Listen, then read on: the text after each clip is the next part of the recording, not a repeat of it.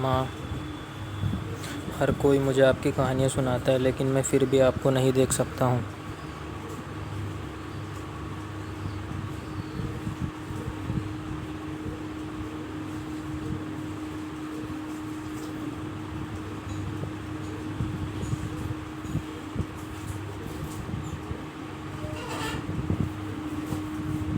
عثمان، چاچی،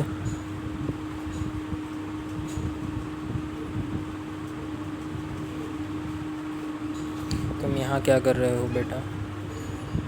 کیا کوئی مسئلہ ہے؟ کوئی مسئلہ نہیں ہے۔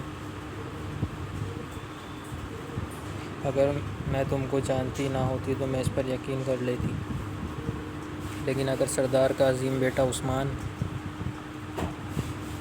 بالکل اکیلا اس طرح یہاں بیٹھا ہے تو ضرور کوئی مسئلہ ہوگا۔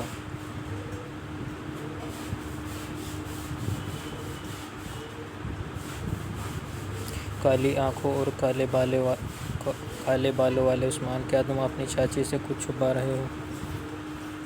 کیا تم اپنے مسائل مجھ سے بیان نہیں کرنا چاہتے؟ کیا تمہیں اپنی چاچی پر یقین نہیں؟ ہاں، مجھے یقین ہے۔ آپ ہمیشہ میرے لیے یہاں موجود ہیں۔ ہم اور کس پر بھروسہ کر سکتے ہیں؟ پھر مجھے بتاؤ۔ چلو مجھے بتاؤ کیا مسئلہ ہے، چلو۔ ماں، وہ مسئلہ ہے ان کا میرے ساتھ نہ ہونا۔ ہر ایک کی ماں ہے، وہ ان کی حفاظت کرتی ہے، وہ ان کے مسائل میں ان کی مدد کرتی ہے، لیکن میری یہاں نہیں ہے۔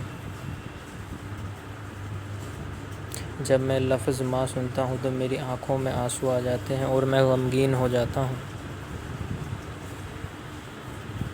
میری امی رحم دل اور حفصہ خاتون کی طرح پیاری تھی، ہے نا؟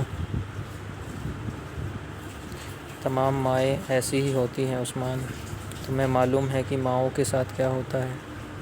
اگر ان کے بچوں کو سردی لگتی ہے تو ان کا دل جم جاتے ہیں۔ جب ان کے بچوں کو سردی لگتی ہے تو ان کے دل جل جاتے ہیں۔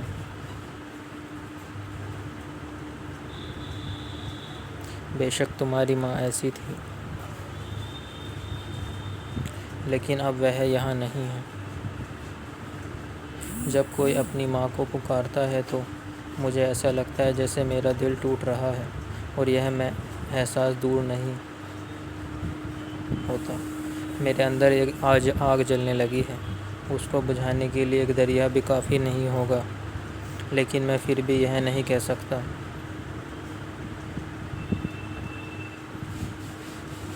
آپ نے مجھ سے پوچھا کہ کیا مسئلہ ہے؟ مجھے اپنی ماں کی یاد آتی ہے۔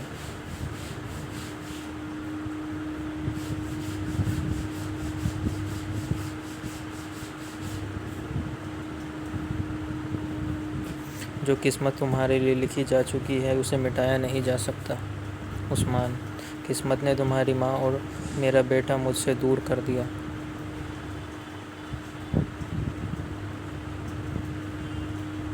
تم اپنی ماں واپس چاہتے ہو اور میں اپنا بیٹا واپس چاہتی ہوں۔ میں جانتی ہوں کہ میں تمہاری ماں کی جگہ نہیں لے سکتی، میں اس طرح گلے نہیں لگا سکتی، لیکن جیسا مجھے میرے بیٹے کی چاہت ہے تو تمہیں میں اپنے بچوں کی طرح گلے لگا سکتی ہوں۔ تم مجھے اپنی ماں کی طرح سمجھ سکتے ہو۔ شکریہ چاچی، میں آپ کو اپنی ماں کی طرح سمجھتا ہوں۔